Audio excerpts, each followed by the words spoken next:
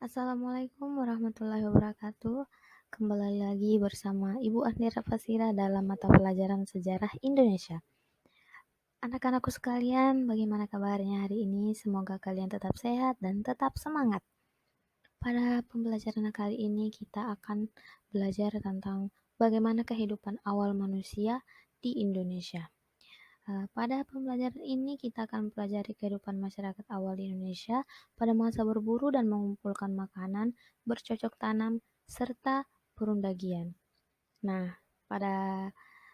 di video ini kita akan membahas tentang kehidupan masyarakat awal di Indonesia pada masa berburu dan mengumpulkan makanan. Pertama-tama kita akan membahas tentang masa praksara di Indonesia.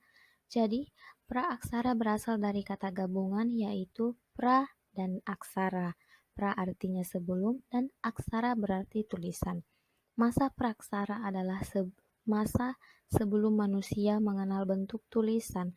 Masa praaksara disebut juga dengan masa nirleka.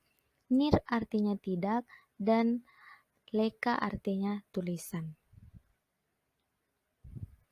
Oke, kita masuk pada masa berburu dan mengumpulkan makanan. Masa berburu dan mengumpulkan makanan merupakan tahap awal kehidupan manusia pada masa praaksara. Pada masa ini, kehidupan manusia Indonesia sangat bergantung pada alam.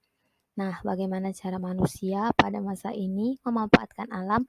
Mari perhatikan uraian sebagai berikut. Yang pertama adalah kehidupan sosial budaya.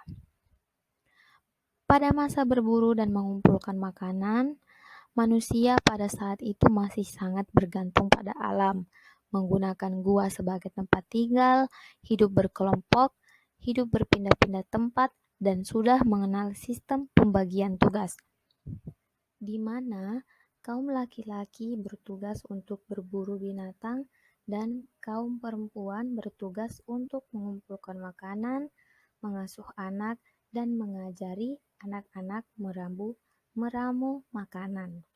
Selanjutnya adalah kehidupan ekonomi. Bagaimana kehidupan ekonomi manusia pada masa berburu dan mengumpulkan makanan, yaitu pada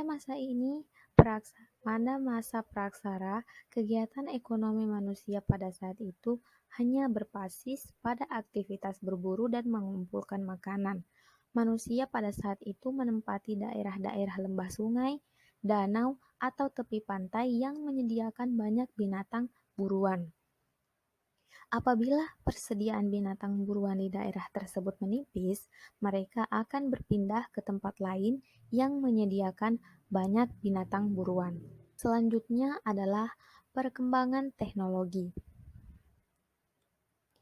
Teknologi yang diciptakan manusia pada masa berburu dan mengumpulkan makanan berkaitan erat dengan peralatan untuk berburu. Alat-alat yang dihasilkan masih sangat kasar karena belum mengenal teknik mengasah batu.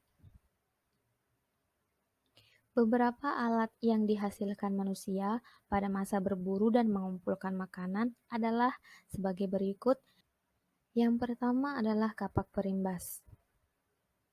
Kapak perimbas merupakan peralatan pertama yang dibuat manusia untuk memenuhi kebutuhan hidupnya.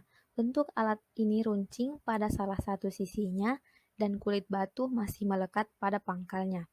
Kapak perimbas banyak digunakan oleh Pithecanthropus erectus untuk merimbas kayu, memecah tulang, dan sebagai senjata. Selanjutnya adalah kapak genggam. Kapak genggam merupakan batu yang dibentuk menjadi semacam kapak, tetapi belum bertangkai dan digunakan dengan cara digenggam. Kapak genggam digunakan untuk menggali umbi-umbian, memotong dan menguliti daging. Sebagian besar kapak genggam ditemukan di daerah Pacitan, sepanjang Pegunungan Sewu dan pantai selatan Jawa Timur. Selanjutnya adalah kapak penetak.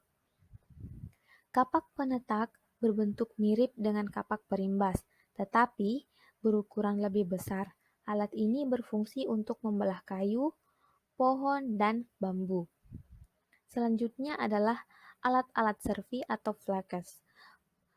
Alat-alat servi atau flakes ini merupakan batu pecahan sisa pembuatan kapak genggam yang dibentuk menjadi tajam. Alat ini digunakan sebagai pisau untuk memotong daging dan mengupas umbi-umbian. Gurdi untuk membuat lubang pada kulit, dan tombak untuk menusuk binatang buruan.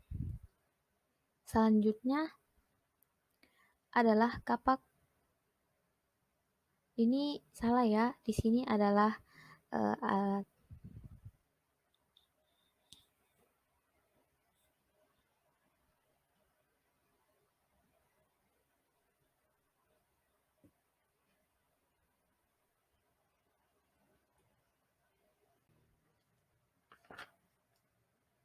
Selanjutnya adalah perkembangan teknologi. Teknologi yang diciptakan manusia pada masa berburu dan mengumpulkan makanan berkaitan erat dengan peralatan untuk berburu. Alat-alat yang dihasilkan masih sangat kasar karena belum mengenal teknik mengasah batu. Beberapa alat yang dihasilkan manusia pada masa berburu dan mengumpulkan makanan adalah sebagai berikut.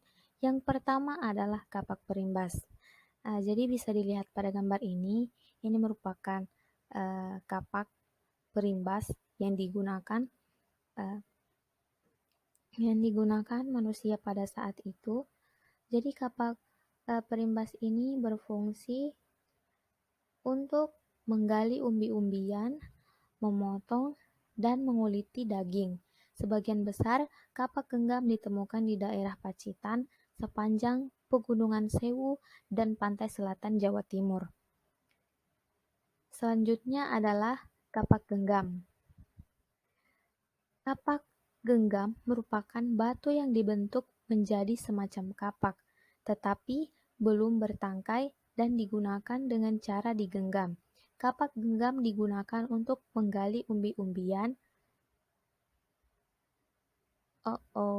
Salah.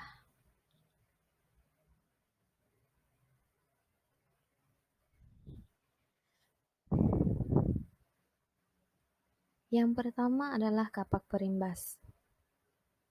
Kapak perimbas merupakan peralatan pertama yang dibuat manusia untuk memenuhi kebutuhan hidupnya. Bentuk alat ini runcing pada salah satu sisinya dan kulit batu masih melekat pada pangkalnya. Kapak perimbas banyak digunakan oleh Pithecanthropus erectus untuk merimbas kayu, memecah tulang, dan sebagai senjata. Selanjutnya adalah kapak genggam. Kapak genggam merupakan batu yang dibentuk menjadi semacam kapak, tetapi belum bertangkai dan digunakan dengan cara digenggam. Kapak genggam digunakan untuk menggali umbi-umbian, memotong dan menguliti daging. Sebagian besar kapak genggam ditemukan di daerah Pacitan sepanjang Pegunungan Sewu dan pantai selatan Jawa Timur. Selanjutnya adalah kapak penetak. Kapak penetak berbentuk mirip dengan kapak perimbas, tetapi berukuran lebih besar. Alat ini berfungsi untuk membelah kayu, pohon, dan bambu. Selanjutnya adalah alat-alat servi atau flakas. Alat-alat servi atau flakas ini merupakan batu pecahan sisa pembuatan kapak genggam yang dibentuk menjadi tajam. Alat ini digunakan sebagai pisau untuk memotong daging dan mengupas umbi-umbian. Gurdi untuk membuat lubang pada kulit, dan tombak untuk menusuk binatang buruan. Yang terakhir adalah alat-alat dari tulang. Alat-alat dari tulang berupa tulang-tulang keras dari binatang yang salah satu ujungnya diruncingkan. Alat-alat tulang berfungsi sebagai pisau, mata tombak, dan mata panah. Alat-alat ini ditemukan di daerah Ngandong, Blora, Jawa Tengah. Selanjutnya kita masuk pada sistem kepercayaan. Manusia pada masa berburu dan mengumpulkan makanan telah mengenal sistem kepercayaan. Pada masa ini, manusia juga sudah mulai mengenal upacara penguburan mayat. Dengan demikian, pada masa ini telah berkembang kepercayaan tentang adanya suatu kehidupan setelah kematian. Manusia sudah menganggap bahwa roh orang yang telah meninggal berpindah ke alam lain dan masih dapat berhubung dengan alam orang yang masih hidup. Inti kepercayaan ini berkembang menjadi dasar bagi pemajuan dan penghormatan terhadap roh nenek moyang atau animisme.